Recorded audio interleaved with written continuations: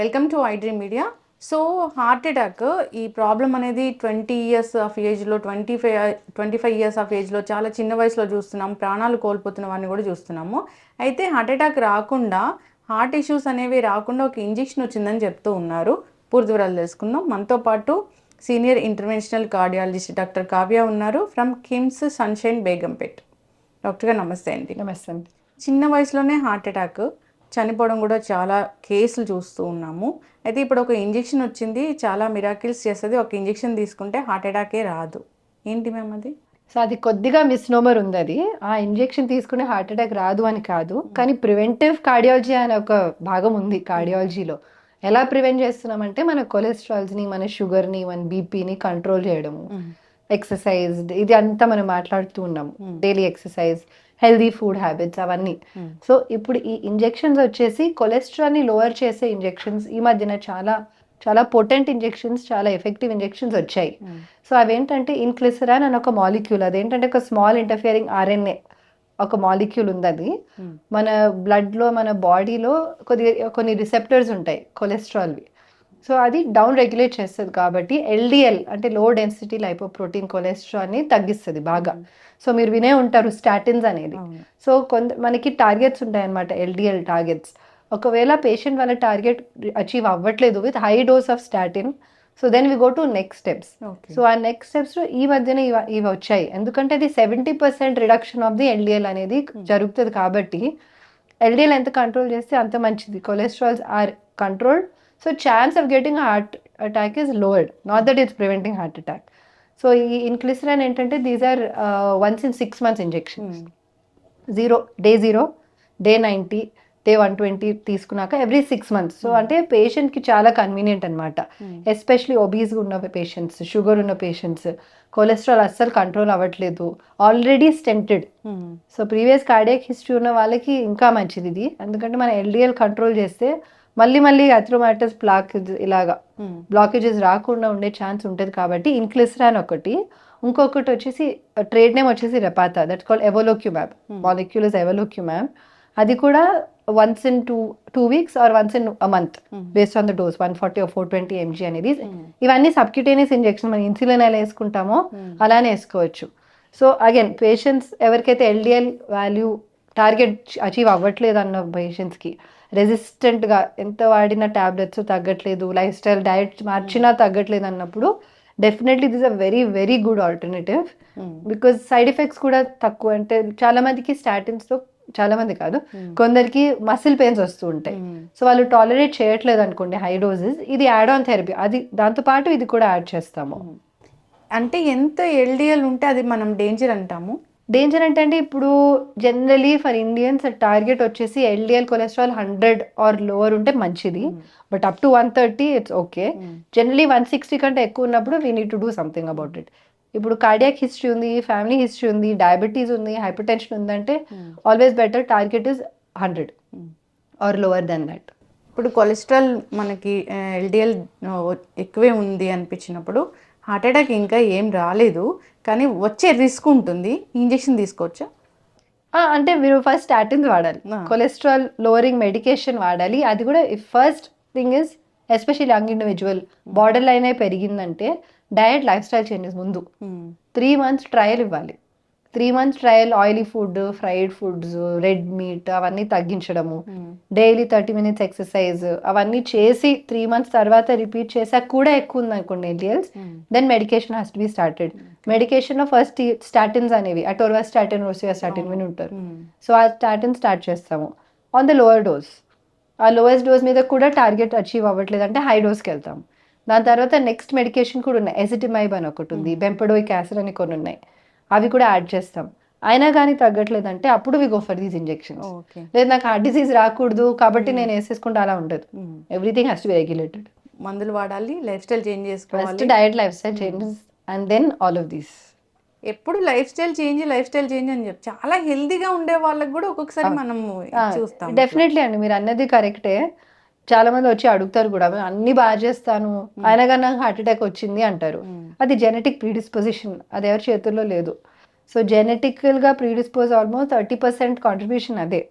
So అది చెప్పలేము ఎవరికి వస్తుంది ఏంటనేది. ఆయనకి జెనెటిక్ ప్రీడిస్పోజిషన్ బ్లడ్ క్లాట్ అవ్వడానికి ఉంది అంటే హార్ట్ అటాక్ వస్తుంది.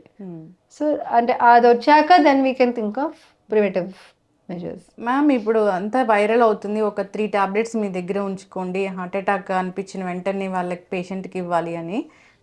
ఏంటవి నిజంగానే పనిచేస్తాయి? అంటే ఆస్పిరిన్ అనేది జనరల్గా కార్డియాక్ పేషెంట్స్ అయితే ఆస్పిరిన్ ఉండాలి వాళ్ళ దగ్గర. అదేంటంటే రక్తం పల్చక చేసే టాబ్లెట్, బ్లడ్ థిన్నర్. ఇంకోటి Sorbitrate.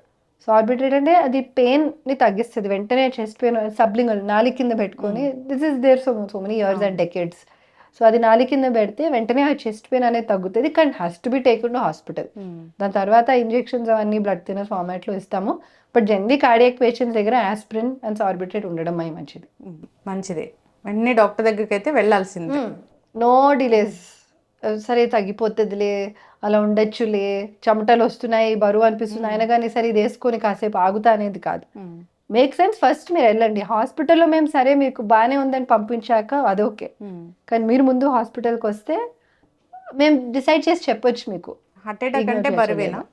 Heart attack classical symptom ఏంటంటే బరువు పెట్టినట్టు, ఛాతీ మీద బరువు పెట్టినట్టు, లేదా ఇలా పిండేసినట్టు ఇలా చూపిస్తారు పేషెంట్స్. నాకు పిండేస్తుందని.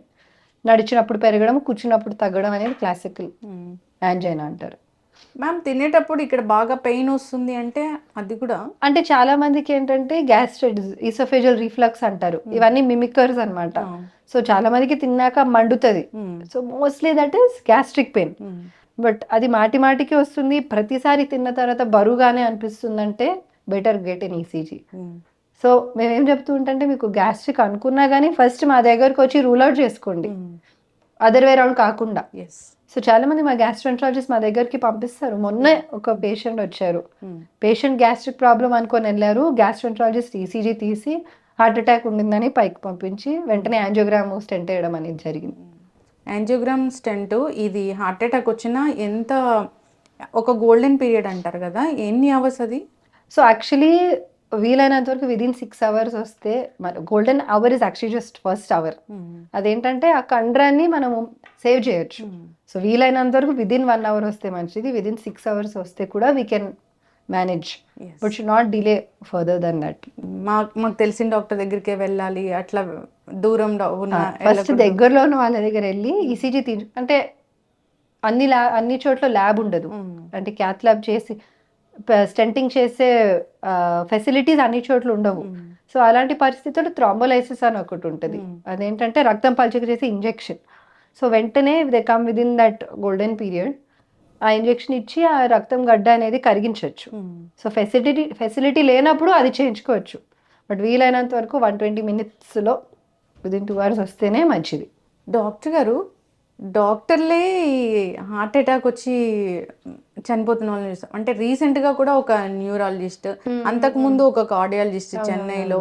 సో అంటే వాళ్ళు కార్డియాలజీ హాస్పిటల్లోనే ఉన్నారు, అయినా వాళ్ళు ఈసీజీ అంటే వాళ్ళకి తెలియలేదు ఆ ప్రీ సిమ్టమ్ ఏంటి అనేది. అంటే మేబీ వాళ్ళకి టిపికల్ సిమ్టమ్స్ రాలేదు. సో చాలా మంది డయాబెటిక్స్కి కూడా పెయిన్ రాకుండా స్వెట్టింగ్ వస్తుంది, గిడ్డినెస్ వస్తుంది, ఆయాసం వస్తుంది. కొందరికి అంత సిమ్టమ్స్ రాకుండా కూడా దే మే సైలెంట్ ఎంఐస్ అంటారు, silent heart attacks. Especially diabetic పేషెంట్స్లోనే ఉంటుంది. ఏదో కొద్దిగా అనీజీనెస్, ఫెటీగో అలా ఉండొచ్చు. మళ్ళీ ఈసీజీ తీసాక బయటపడతాయి. కొందరికి ఈసీజీ 2D నార్మల్ ఉన్నా కానీ డిజీజ్ ఉండొచ్చు. పెయిన్ లేకపోతే మనం అది అనుకోం కదా. అదే, సో టిపికల్ పెయిన్ లేకపోతే ఇగ్నోర్ చేస్తారు. ఎస్ డాక్టర్ గారు, ఇప్పుడు డయాబెటీస్కి కూడా ఒక మంచి ఇంజెక్షన్ వచ్చింది. సో ఇది తీసుకుంటే డయాబెటీస్ అనేది చాలా మటుకు కంట్రోల్ అవుతుంది, ఇంకా మందులు వాడాల్సిన పని ఉండదు అంటున్నారు కదా. అంటే మందులు వాడకుండా ఉండలేరు. ఇదేనా, these are all add ons. Tirzepatide అనేది కాంపౌండ్, మాంజర్ అనేది చాలా మంది వింటున్నారు ఇప్పుడు. చాలా మంది off label usages for weight loss కూడా వాడుతున్నారు. సో తప్పనే కాదు, అసలు తప్పనేది కాదు. Because especially patient typical candidates ఒబేస్గా ఉన్నారు, వాళ్ళు ప్రయత్నాలు చేశారు అయినా కానీ బరువు తగ్గట్లేదు. అలాంటి పేషెంట్లో it's definitely valid to use it with doctor's advice. పుట్టిగా వెళ్ళిపోయి యూఎస్ నుంచి తెప్పించుకుని వేసుకోవడం కాదు. Better always get a basic workup. ఎందుకంటే diabetic patient especially retinopathy fundus examination చేసి రెటినా బాగానే ఉందంటేనే స్టార్ట్ చేయడం. అల్ట్రాసౌండ్ అబ్డమిన్ చేసి ప్యాంక్రియాటిక్ ఇష్యూస్ లేవు, థైరాయిడ్ బేసిక్ థైరాయిడ్ టెస్ట్ చేయించుకొని స్టార్ట్ చేయడమే మంచిది. ఫ్యూ సైడ్ ఎఫెక్ట్స్ అయితే ఉంటాయి, బట్ ఇట్స్ వెరీ గుడ్. చాలా పేషెంట్స్కి ఇస్తున్నాము బికాస్ ఒబేసిటీ అనేది అబ్స్ట్రక్టివ్ స్లీప్ యాప్నియా కాజ్ అవుతుంది, బీపీ కంట్రోల్ అవ్వకుండా ఉండడం, కొలెస్ట్రాల్స్ పెంచడం, షుగర్ రావడము, cardiac issues. Obesity is a big risk factor. So దాన్ని తగ్గిస్తే we are more than happy. So we prescribe to lot of uh patients అనమాట. ఇది ఇస్తే వాళ్ళకి వెయిట్ లాస్ అయ్యేసరికి కొలెస్ట్రాల్స్ కూడా డ్రాస్టిక్గా తగ్గిపోవడము, షుగర్స్ కంట్రోల్ అవ్వడము, సో వాళ్ళ ఛాన్స్ ఆఫ్ స్టెంట్ మళ్ళీ ఫర్దర్గా బ్లాక్ అయ్యే ఛాన్సెస్ కూడా తగ్గిపోతాయి. సో చాలా స్టడీస్ కూడా వచ్చాయి ఇంజెక్షన్స్ మీద. టాబ్లెట్ ఫార్మ్ ఇస్ రైబెల్సిస్, అది సిమాగ్లూటైడ్ అనే ఒక similar group. So they studies కూడా ఉన్నాయి మార్టాలిటీని డిక్రీజ్ చేసేవి, బట్ అన్ని under regulation of a doctor, either endocrinologist or physician or cardiologist. Somebody should regulate it. మనం ఇష్టం వచ్చి తోచిందని వచ్చి ఇంజెక్షన్ తీసుకోవడం కాదు. And but it's okay, using it for weight loss also is good, because weight loss అయితే మంచిది. Aesthetics గా అనుకుంటారు ఆల్ ఫర్ షో, కానీ హెల్త్ బెనిఫిట్స్ ఎన్ని ఉంటాయి వెయిట్ లాస్ అయితే. వెయిట్ ఓవర్ వెయిట్ ఒబేసిటీ అనేది మెయిన్ కారణం అన్నిటికీ, చాలా పెద్ద కారణం అది. అండ్ చాలా మంది అయితే చాలా ప్రయత్నం చేస్తారు కానీ బరువు తగ్గరు. So they are the typical candidates వాడాల్సినవి. అయితే పనిచేస్తుంది. సైడ్ ఎఫెక్ట్స్ ఉంటాయా? సైడ్ ఎఫెక్ట్స్ ఉంటాయండి, దేనికైనా ఉంటాయి. నాజియా, వామిటింగ్, కొద్ది గ్యాస్ట్రైటిస్, కొంచెం చాలా రేర్గా ఏంటంటే ఒకవేళ రెటినోపతి ఆల్రెడీ ఉంది అంటే దాన్ని అగ్రివేట్ చేయొచ్చు. అండ్ కొందరికి కొద్దిగా thyroid abnormalities, everything has it side effects. దీన్ని కూడా small percentage. Thank you so much ma'am, చాలా చక్కటి ఇన్ఫర్మేషన్.